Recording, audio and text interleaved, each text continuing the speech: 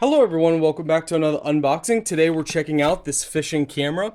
If you guys want to read any of the specs, just pause the video right here.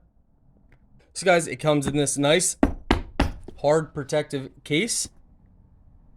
So guys, they give you a mounting brackets, power cable, you got a wall, 12 volt, not 12 volt, but wall adapter. This is it. So this is the actual camera, and if you guys keep watching, we will show you some footage.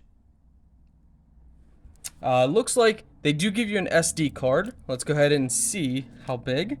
So 16 gigabyte SD card, not too bad. Some companies don't even give any, so we'll take it. All right, guys, you got your on and off button on the side here.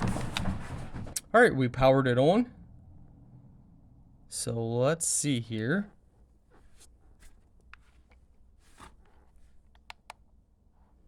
Display, language, all right.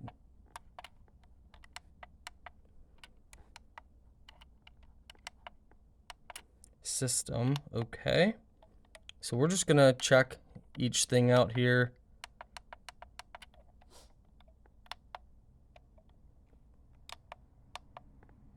All right, guys, so what you're gonna do is you're gonna plug this in the side here. So that cable gets plugged in the side, and here's your camera. And there you go. So now you're gonna have this bad tint to it. That's normal. Once you get underwater, it's going, it's designed for underwater. So that's why the picture quality looks weird right now. That's just how it is. So when it goes underwater, it's gonna look better. We'll show you guys and demonstrate that for you. But yeah, so